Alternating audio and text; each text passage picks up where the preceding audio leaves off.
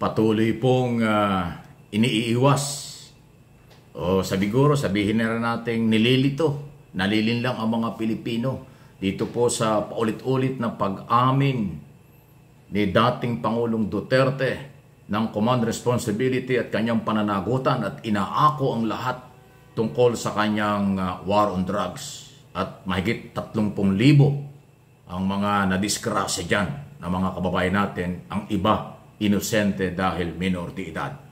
Pag-amin yan sa public, sa press conference, pag-amin yan sa Blue Ribbon Subcommittee hearing, pag-amin sa Quadcom public hearing. Pero itong kanyang isa sa mga abogado na si Attorney Panelo, ito pa rin ang sinasabi. Talagang hindi ko alam kung ito'y panlilinlang o talagang ginagawa nila ang technical at legal issue sa kabila ng admission. Paano naman ang karapatan ng mga biktimang naghahanap ng hustisya? Responsibility. Hindi sila maliwanag naman sinasabi ni Presidente.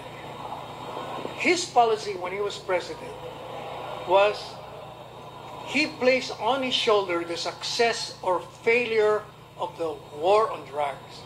So any consequences arising therefrom, he will assume responsibility. Kaya sabi niya, kung nagkamali yan dahil inutos ko, hindi isama niyo ako sa demanda kasi ako nagutos. But ang problema, hindi yung palaging nakakalimutan, hindi natatandaan, na from the very beginning, yung kanyang utos is predicated on law. What was his utos? I'm declaring war on drugs. Do your jobs as policemen. Arrest them, bring them to jail, and prosecute them. If they resist arrest, then huwag kayong darating ditong bangkay. Because under the law, yan ho yung kakaiba eh. Hindi naman, meron bang utos siya na arestuhin? Parang wala akong narinig. Di ba ang madalas nating naririnig? Kill, kill. Di ba? Patayin, patayin. I will kill you. Di ba lagi niya na sinasabi? Ano yung sinasabi ni Panelong? Puntahan nyo, arestuhin nyo, kasuhan nyo, ikulong nyo. Wala namang ganong order. Ang kulong ay, di ba, tapusin. At ang lumalabas nga ay may reward pa. Kaya masipag ang mga pulis ng mga panahon. Ngayon, nagkasabit-sabit yung mga pulis. So, kaya ko pinag-usapan niya kasi patuloy po na iba yung interpretation ng kampo ni Duterte sa kabila ng pag-amin ng kanilang Panginoon, kanilang poon, si Duterte. Diba? Ganon masyado nilang tinetechnical at legal yung issue. Paano ang hustisya? Again, kayo ba'y minarinig na ang Duterte administration ay nag-utos na hulihin niya ng buhay, ipakulong at kasuhan? Hindi naman ganun ang utos eh. Ang utos ay I kill you.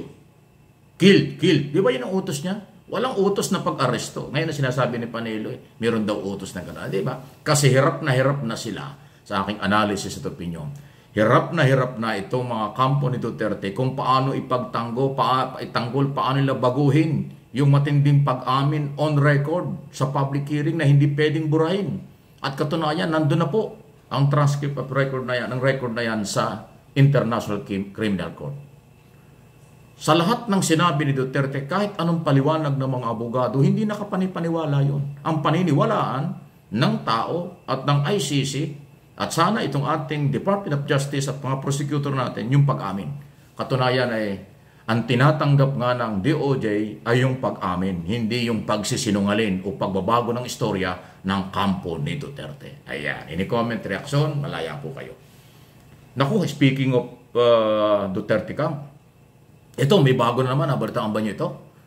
Yung isa sa mga abogadong maingay sa rally at kung ano mga pinagsasabi at nagsabing kanya daw sasampalin, si First Lady Lisa Araneta Marcos. Sino yun? Kilala nyo? Si Attorney Glenn Chong, yung dating congressman ng Biliran na hanggang ngayon hindi matanggap na siya natalo sa eleksyon. Dahil sinasabi niyang may dayaan sa eleksyon, wala namang mapatunayan. Tapos sobrang galit sa administrasyong ito. Ayun ano na nangyari? Formal na pong nag-file ng disbarment.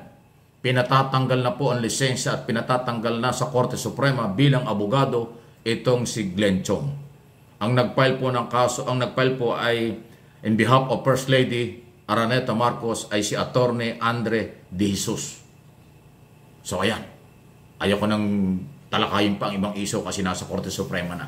Ang balita, ayun na nga, meron ng formal petition for disbarment si Glenn Chong.